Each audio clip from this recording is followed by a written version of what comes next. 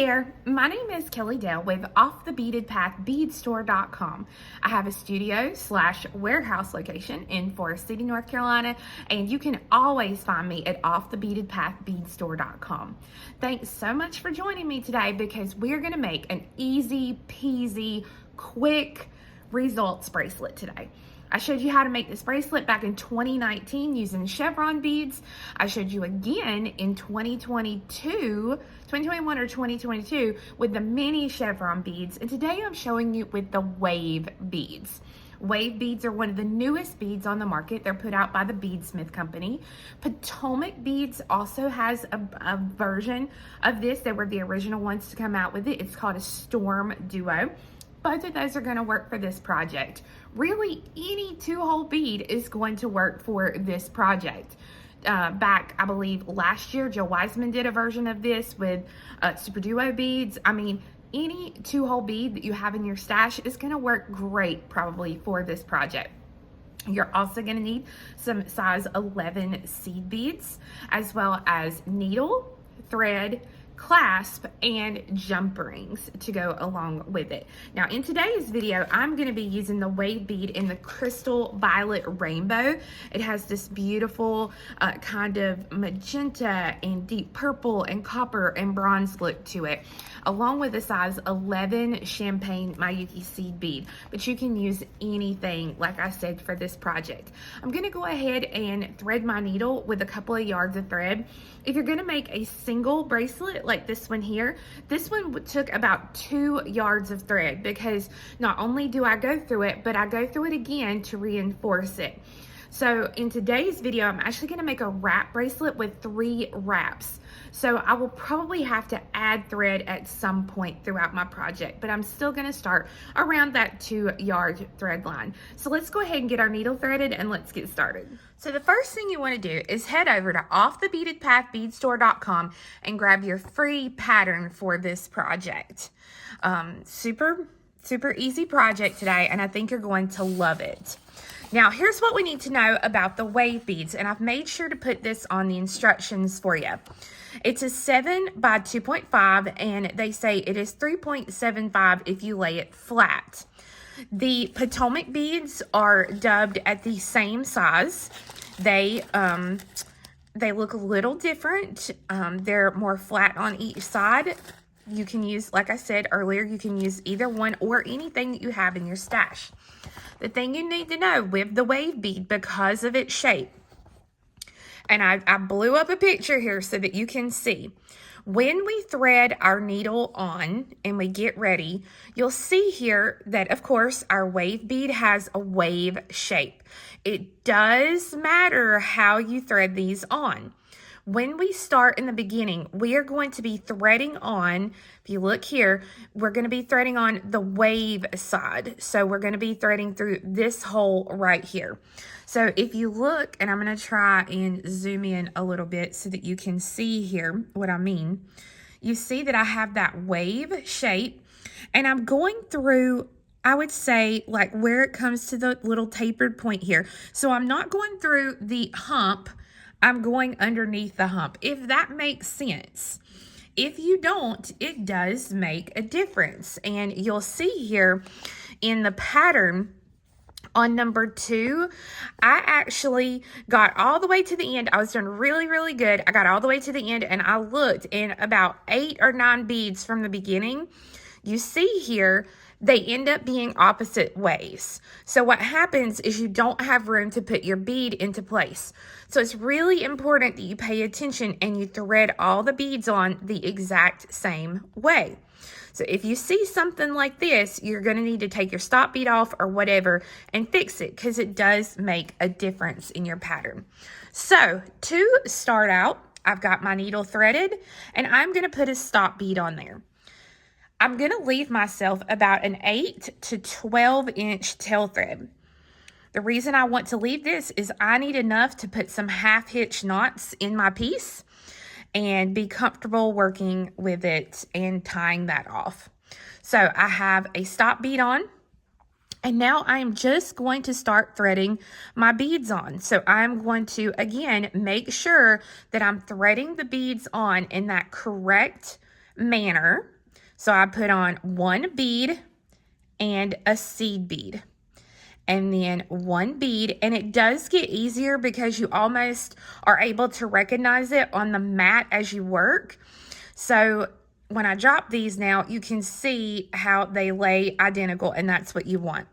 But you are going to just go through and thread on a wave bead or whatever bead you have and a seed bead.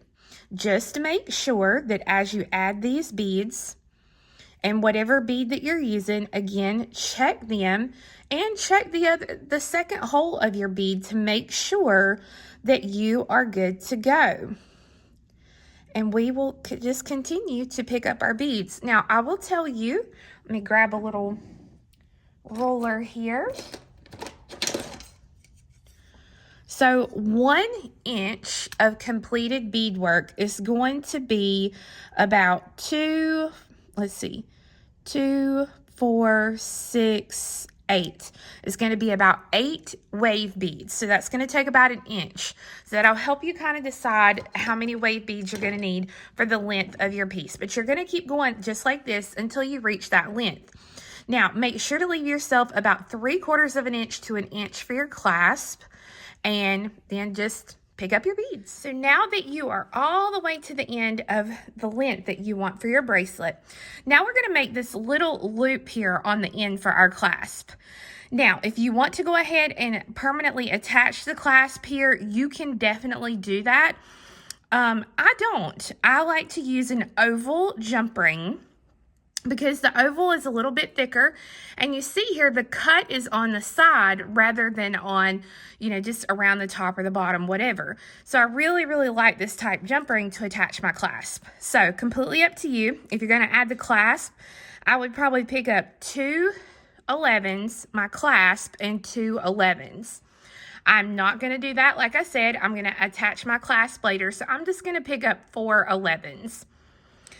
The last wave bead that I'm coming out of here, I'm just going to come back the opposite direction, and I'm going to go through the open hole of that wave bead and pull it through just like this. Now, if you want, you can go ahead and come up through the other hole of the same duo or of the same wave, whatever. And you can come up through that bead. Just be careful you don't get any threads caught anywhere. And then you can go through those 4 beads again. I'm going to do this anyways because I'm going to come back down through the whole thing and reinforce it when I finish. But you can go ahead and do that if you'd like, just to give it a little bit of extra reinforcement. Now, for the whole rest of the bracelet, all I'm going to do is pick up 1 11 and go through the open hole of the next wave bead. So when I pull this through, it pops into place just like that. So again, an 11, and you go through the open hole of the next wave bead. And I'm going to continue down the entire bracelet, just picking up an 11 and going through my next bead so that I'll have something that looks like this. So now I've gone all the way back down my bracelet, adding in my size 11 seed beads there, you can see. And this is the reason I told you to make sure to leave an 8 to 12 inch tail thread, because I'm making a triple wrap bracelet. And when I put this around my wrist, I decided I wanted it just a few beads longer. So now what I can do is I can go ahead and I can use my working thread to add just a few more beads. Okay, so I'm going to add a few more here real quickly. And then I can take the stop bead off of this side that I have my tail thread on, and I can put a needle in and finish it out. So I think, let's see. I think that's probably 2 more. I'm gonna put on 2 more. So now once I have those like that, I can now take the stop bead off of this side, It kind of seems redundant to have to take this stop bead off since I need it, but I don't want to see that thread wrapped around it. Okay, so now I have the stop bead off. I just pulled it right off, and then I can thread a needle onto this end of the thread, and then I can take and I can fill in the holes here with my beads that I need. So I'm gonna do this really quickly, and then I'll show you how to finish this little guy off. As you can see, I've gone through those beads, and now I'm going to finish off my project. So I'm going to take my original working thread, which is this one here, and I'm going to thread on 4 of my size 11 seed beads. And I'm going to take the needle and I'm going to like work back in the opposite direction, and I'm going to come down through the other hole of the wave bead. And then if I can get through a few more beads at one time, I'm going to go ahead and do that as well. So I'm going to just kind of hold the tail thread here in my finger and then give this a little snug pull. And I'm going to put a half hitch knot here in between the seed bead and the wave bead that's there at it. And then I'm going to stitch through some more beads. Now, if you were making a smaller version, just a one size version like this, you don't want to actually tie off any threads yet. What you want to do is take your needle and go all the way down one side and then all the way back down the other before you do this. The only reason that I am putting these little half hitch knots in with these threads here on the end is because since I have done a triple wrap, I don't have enough thread to go all the way back through the piece again. So what I will do is I will end up threading on a new piece of thread down here on this end, and then I will go all the way up and back doing exactly what I'm doing right here, going through the beads, and then when I finish, I'll put some half hitch knots through. So I've got about 4 in there. I'm going to go ahead and do one more. And then I'm going to thread through a few beads. And then I will be ready to trim off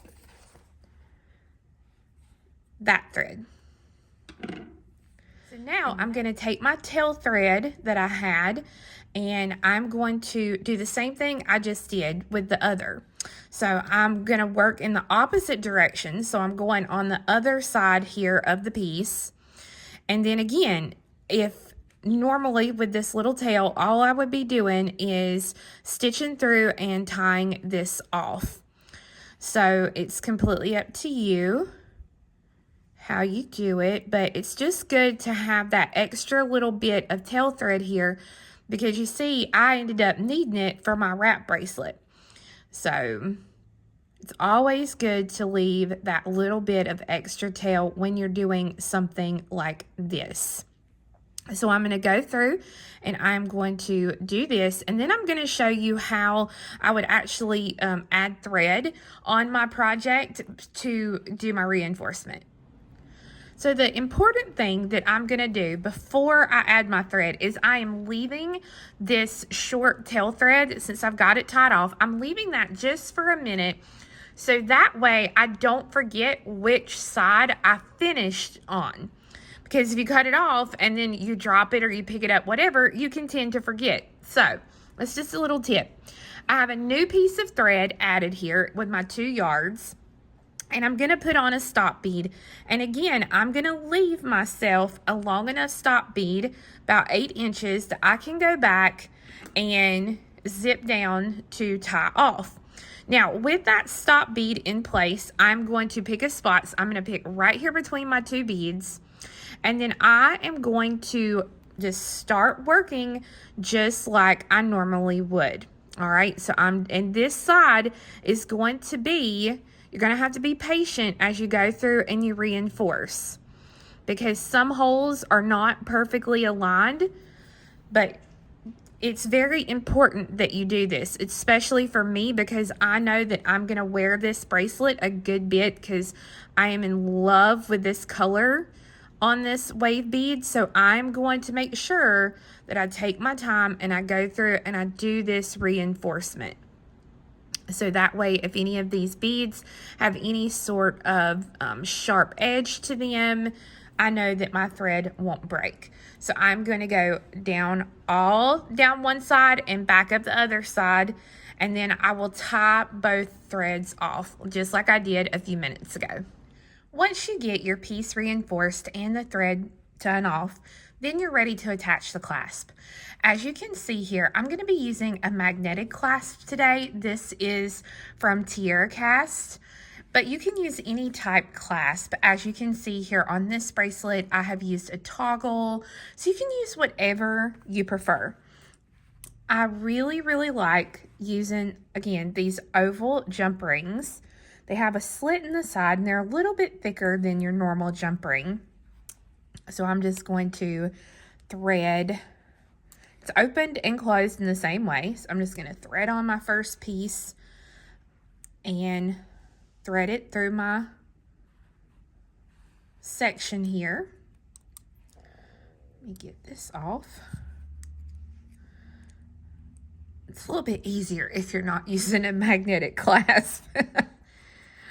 Oh, and then I will just close. Make sure you get it closed, and so that that side is on. Now I'll go ahead and I'm going to leave it attached. So this way I don't get it twisted or anything like that. And actually, I think this time I'll go ahead and thread this through. Make my life a little easier.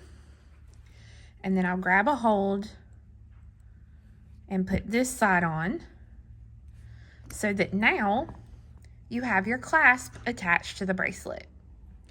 Now that I have the bracelet on, I absolutely love this bracelet. You can see there, it's the 3 wraps.